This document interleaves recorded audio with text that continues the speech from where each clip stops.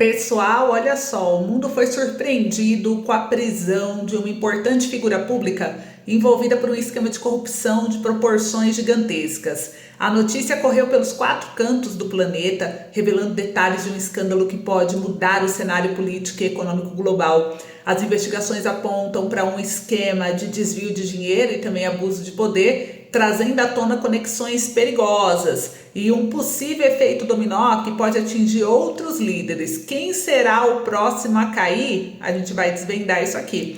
Também, enquanto isso, tem o cenário aqui do presidente Lula, que enfrenta uma nova e grave revelação, gente, em meio à defesa de um projeto que supostamente visaria ajudar a população e taxar os mais ricos. Por trás da medida, descobriu-se aí, na verdade, que o governo pode beneficiar diretamente seus aliados no próprio STF e STJ.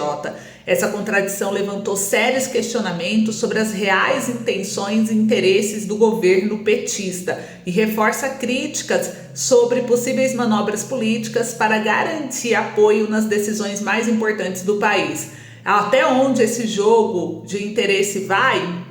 É o que estamos tentando desvendar. E no cenário internacional, outro acontecimento também ganha força. Nicolás Maduro pode estar prestes a ser deposto. A crise na Venezuela aumenta, se agrava e a oposição, cada vez mais forte, articula já movimentos que podem pôr fim ao governo chavista. A instabilidade cresce, o desfecho pode impactar não apenas a Venezuela, mas toda a América Latina. Então queremos compartilhar aqui com vocês todos os detalhes dessas reviravoltas. Deixa o seu like para nos ajudar, compartilhe esse vídeo para que as pessoas fiquem bem informadas sobre os acontecimentos, sem a grande interferência da mídia, sem manipulação, né? Então vamos trazer aqui todos os detalhes, tudo bem?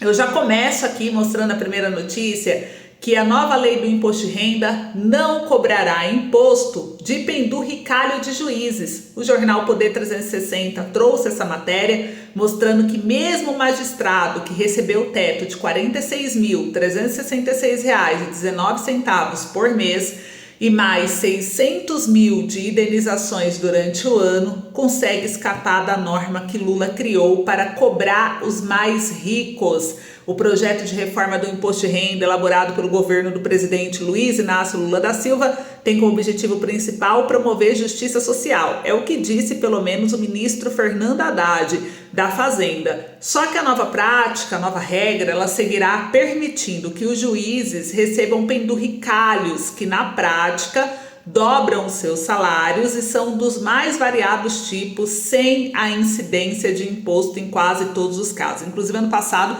virou matéria, né? Juízes recebendo quase R$ 1 milhão só no mês de dezembro de penduricalhos.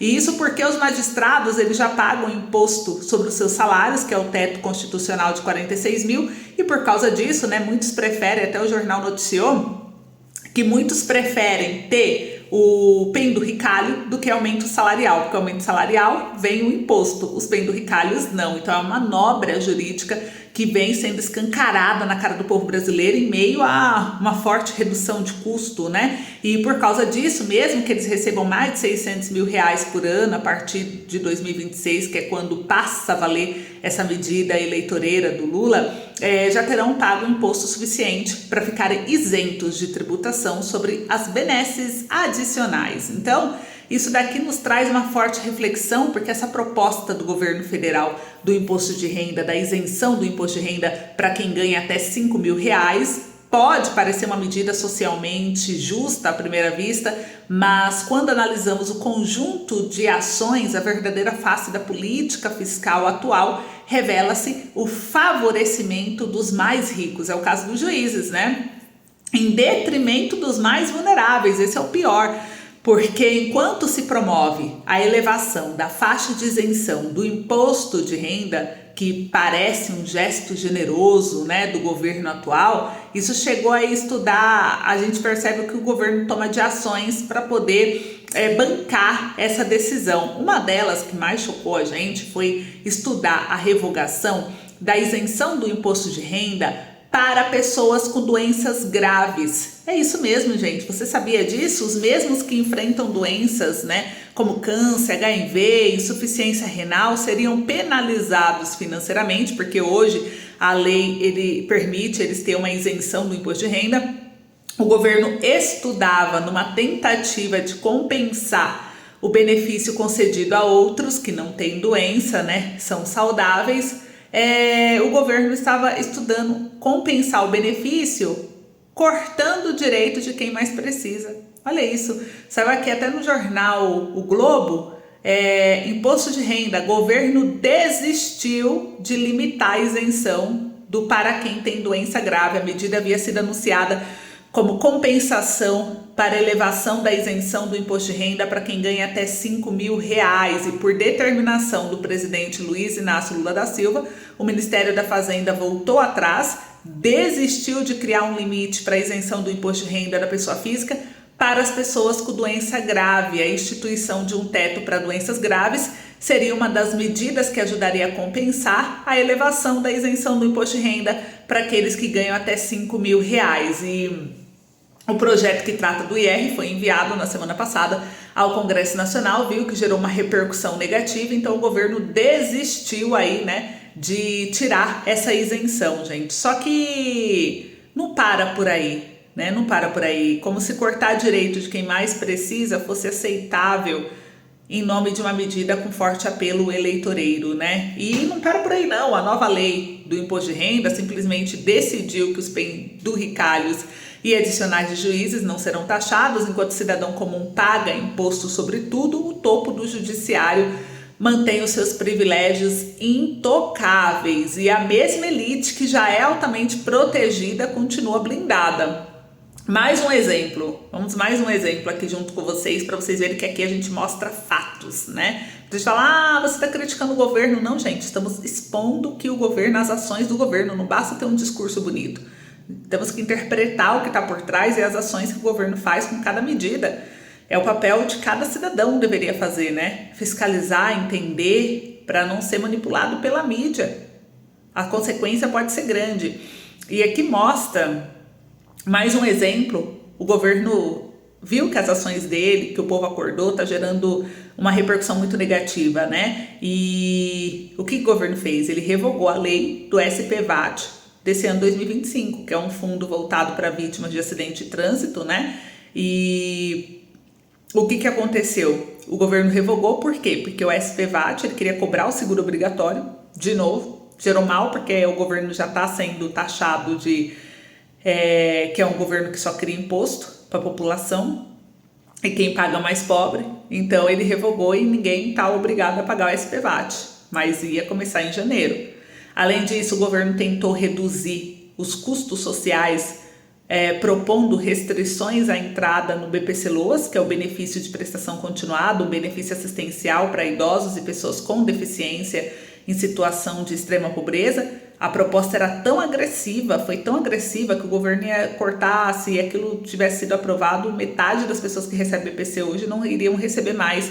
E isso gerou uma crise institucional, levando o STF a intervir e questionar os impactos sociais da medida. Então o STF convocou aí o governo, saiu em todos os jornais também, tá aqui ó, nova lei do BPC, gera crise, STF questiona mudanças que podem dificultar a entrada no BPC. O ministro Nunes Marques, que é relator da ação, quer esclarecimento do governo sobre os impactos da norma que pode dificultar o acesso de idosos e pessoas com deficiência ao benefício, gente. E a medida faz parte de um pacote de corte de gastos enviado pelo próprio governo ao Congresso e tem gerado muita polêmica. A lei sancionada em dezembro foi modificada depois da repercussão negativa, mas mesmo assim trouxe novas exigências para quem recebe o BPC. E entre as mudanças mais criticadas estão o cadastro biométrico obrigatório, a atualização cadastral periódica, suspensão automática do benefício em caso de irregularidades, e a Associação Brasileira de Advogados entrou com essa ação pedindo a derrubada da norma, argumentando que as exigências excluem pessoas em situação de vulnerabilidade. Segundo a entidade, muitas regiões do país não possuem infraestrutura suficiente para que os beneficiários cumpram as novas exigências, e o ministro do STF adotou o rito acelerado para o julgamento e vamos acompanhar, né, em breve toda a repercussão desse caso. Então vocês viram aí, né, Como esquecer da hipocrisia, ao mesmo tempo que o governo diz querer ajudar quem ganha até R$ 5.000, propôs monitorar e fiscalizar qualquer pessoa que movimentasse a partir de 5 mil por mês via Pix, lembra?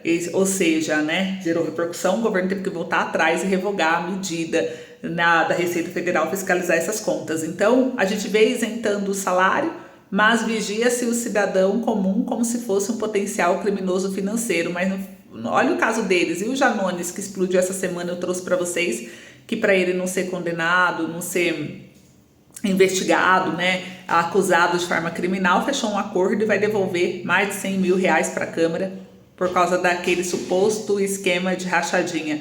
Então o discurso oficial né, o governo, quando a gente olha o discurso dele, ele diz que é melhor todo mundo ter um pouquinho do que alguns terem muito. Mas na prática o que se vê é um governo que protege quem tem muito, enquanto pressiona, vigia e corta os direitos de quem tem pouco.